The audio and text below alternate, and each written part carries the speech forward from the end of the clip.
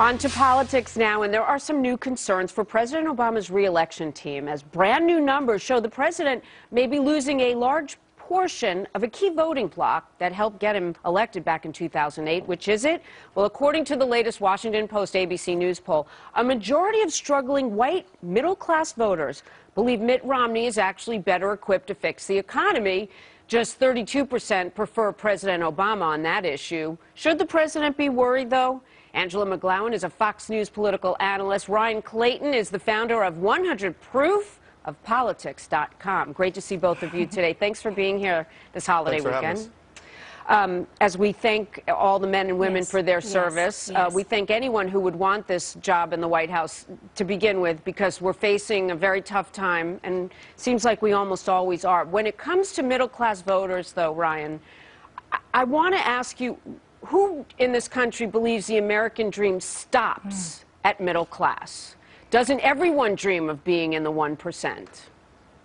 Yeah, well, I think most people dream of the days long gone where you could have enough money to pay your mortgage, you know, and you could send your kids to a good school, and you could pay all the bills on time and have a little money left over to take the kids out to a movie. You know, I think that's what most Americans want. And unfortunately, right now, that is a dream that is kind of far off. It's because we've had people like Mitt Romney gambling on Wall Street and financial speculation that's driven our economy into a hole. Thankfully, we've had people like President Obama that have put some financial rules back in place, because we all know right now the real problem is that there's no rules on Wall Street. And until we fix that, we're not going to get our economy back on track. So, Jamie, we're blaming Mitt Romney for this weak economy. Sir, why don't you look at Obama's failed policies of trying to spend us out of a recession with his stimulus packages by giving an auto bailout, which was a payoff to the unions, Solyndra. I can go down the list. Mitt Romney would be much better in the White House than Barack Obama, looking at his record. I mean, you guys are trying to bash Bain Capital, where this man actually created jobs. Under the Obama administration, we've lost jobs. And who is the middle class today? Most families don't even have a savings account. Ryan, what is the difference? How do you define the difference between spending in corporate America, as you claim, excuse me, Mitt Romney will do, okay, and has done in the past, versus increasing entitlements, going beyond the budget in terms of spending, although we don't really have a budget, let alone a balanced one? How do you define the difference? Isn't spending spending? And shouldn't we all live within our means? That's what Americans are being asked to do now, isn't it?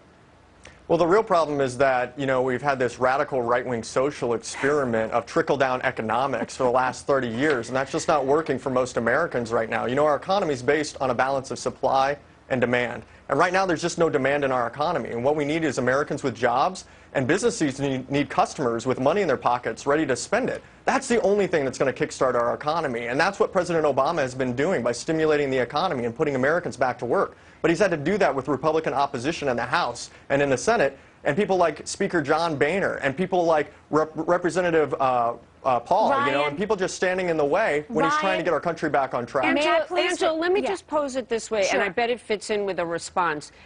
There was a time when the House and Senate were controlled by Democrats, and President Obama was in office. What Ryan is saying is that he's getting so much opposition, he can't bring the economy further along than it is. What was different during that period of time? What did the president get done that fits into what Ryan is saying would happen if things were more in Democratic control? It doesn't fit into anything that Ryan is saying. Ryan, here Obama had the House and the Senate, and Nancy Pelosi that did his bidding, but all of his policies have failed. So now we're blaming a right-wing conspiracy. We do have the Tea Partiers in the House. We do have a lot of partisan politics right now, but the president had the House and the Senate, got all of his legislation through, and it's Groundhog Day all over again, because we're still in a bad economy, and we have the worst unemployment rate since FDR. So let me jump back to Ryan. Ryan, go back to that period of time and tell me, did we create more jobs during that period of time?